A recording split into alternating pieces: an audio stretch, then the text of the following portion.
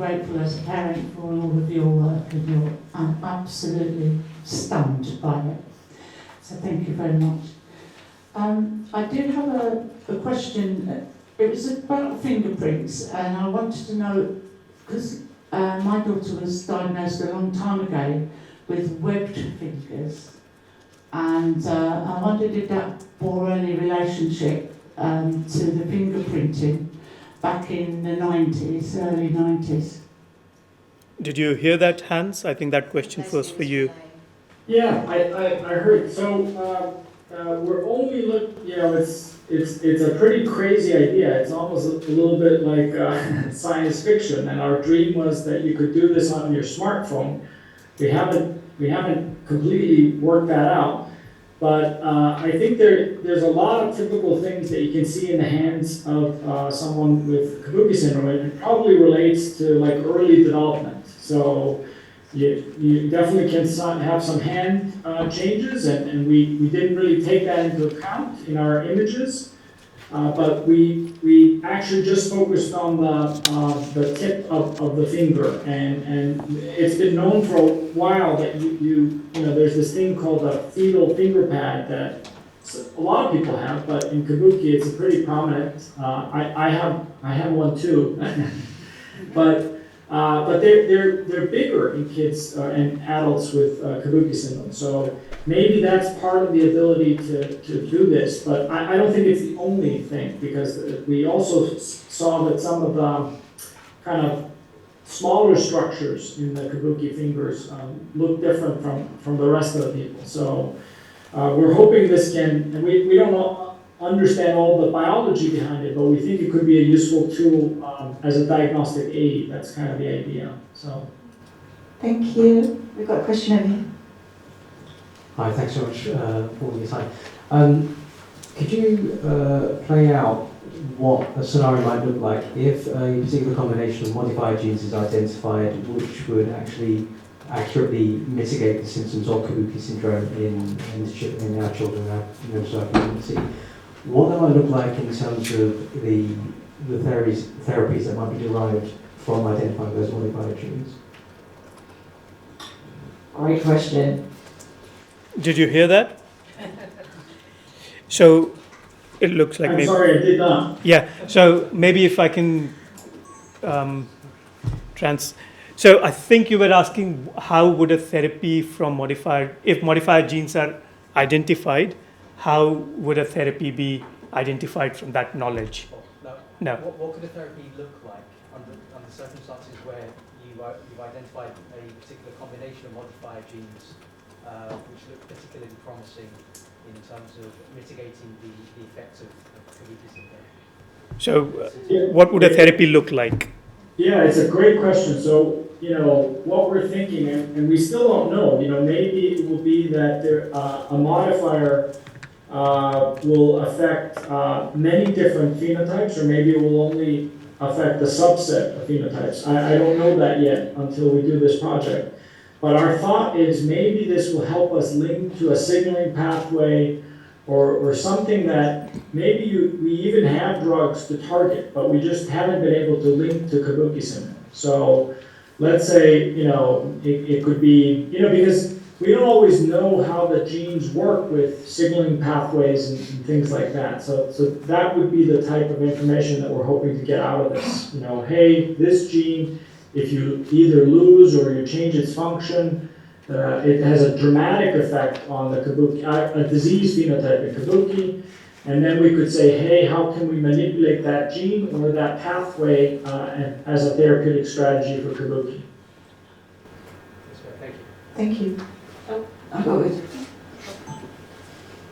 Okay, I'm going to go. Ellie, then Scott, then over there.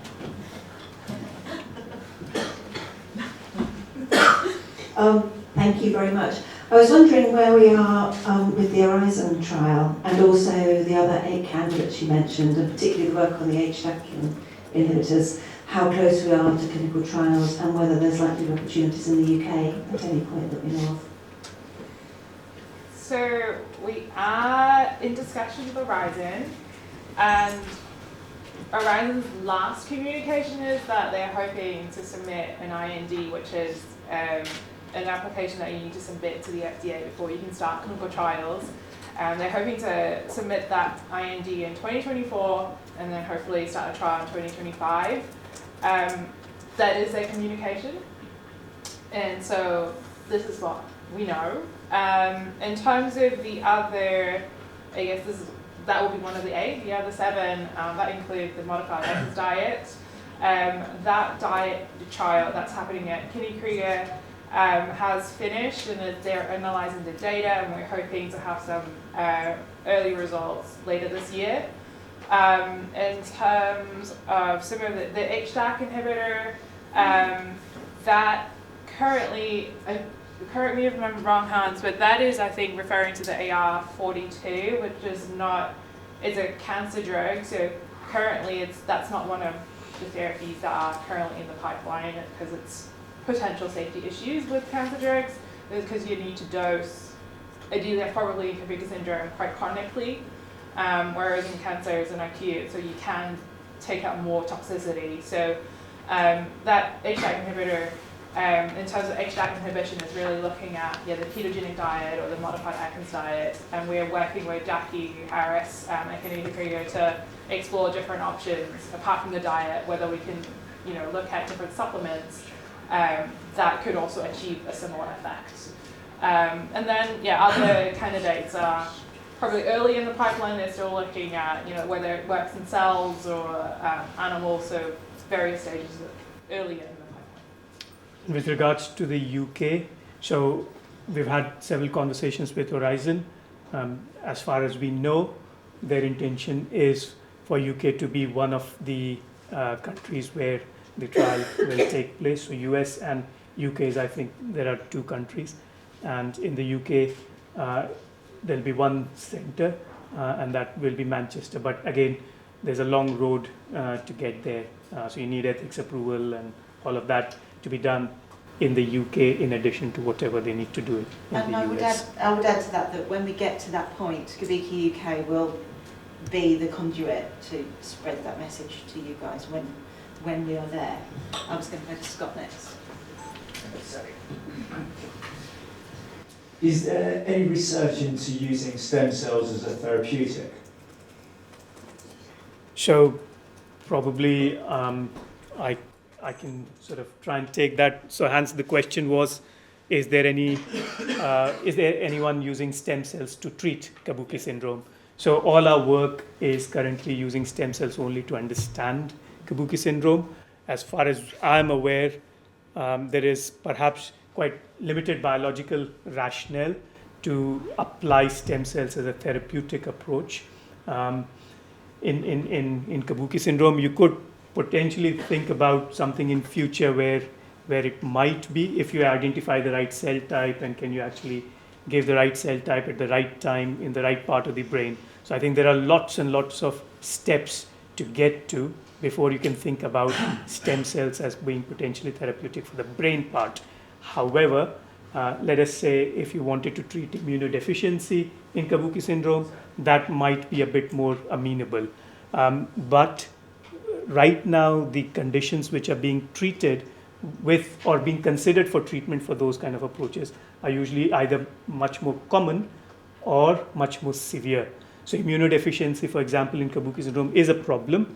However, it is in vast majority of cases manageable. So perhaps as far as I know, there is no active work going on in this area, but I don't know if you guys know of anything. Yeah, don't know of any stem cell work. There's kind of 3 layers. There's a small molecule, which is what we've kind of focused on. Like the Horizon agent and so forth. And then you could think about gene therapy or things like that. And also that is a little bit far away because for several reasons, the Kabuki genes are really big, so they don't fit into a vector.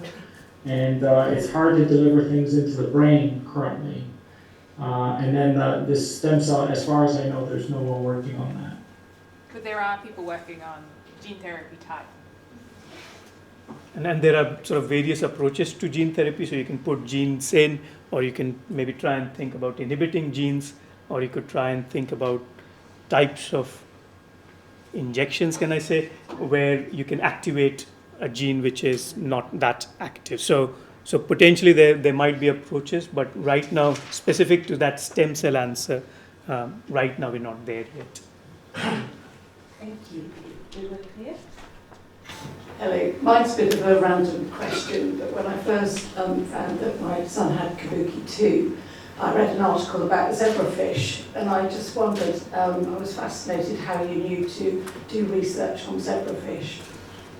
Why zebrafish? How you knew? Did you say? Why are zebrafish particularly useful? Okay, maybe a bit, because we talked about a zebrafish. There was a zebrafish slide, and so maybe. Do you want to take that, Kedar?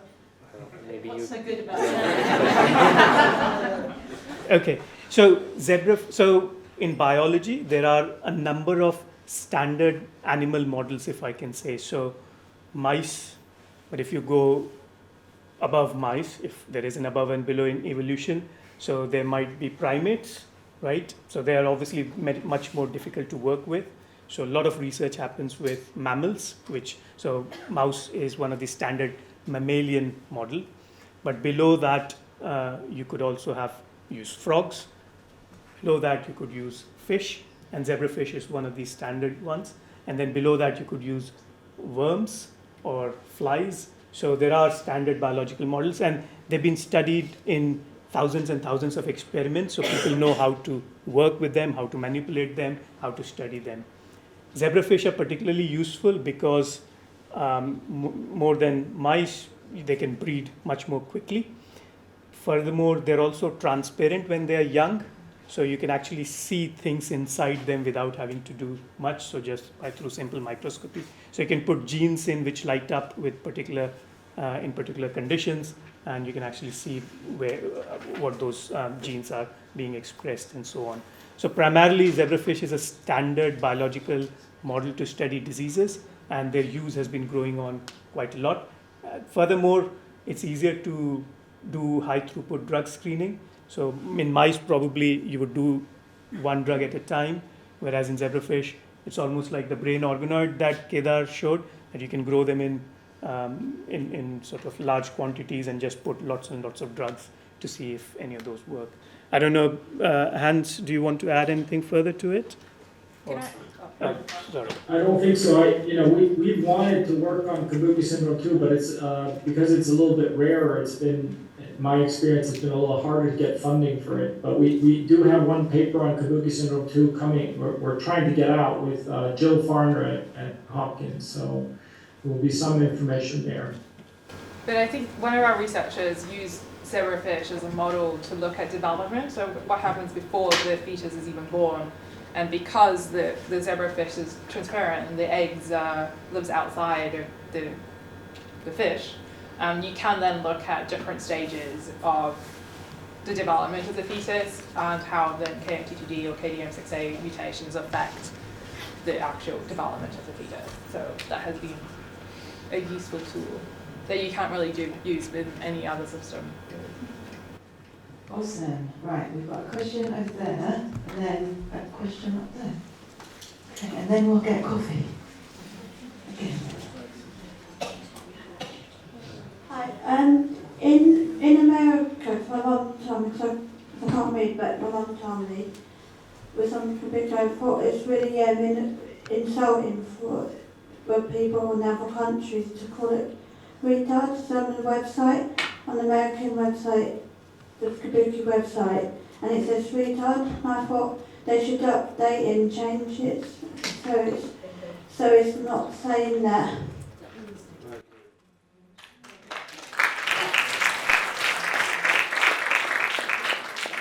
I'd like to say that first, because I completely agree with you, and I think that the language that we use around Kabuki syndrome is really, really important, and I think that sometimes what has been published in the past is not what we feel comfortable with now.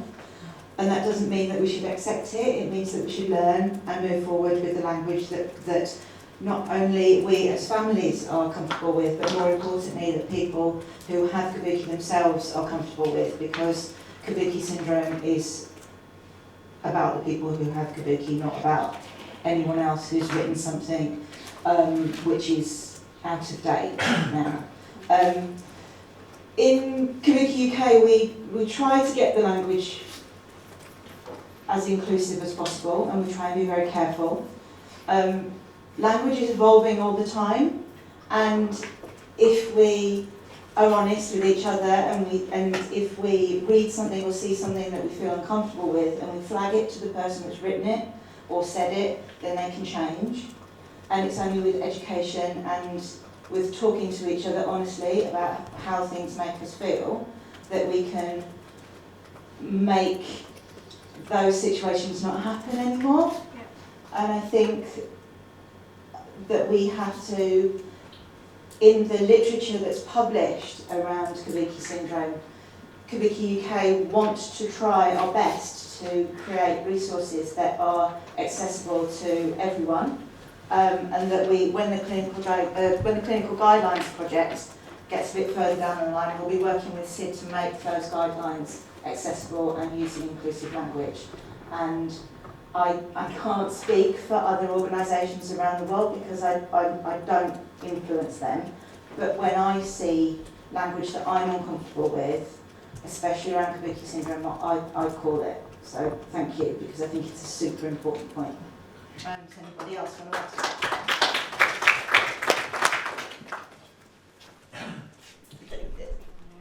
No. No. Okay, there was one more question.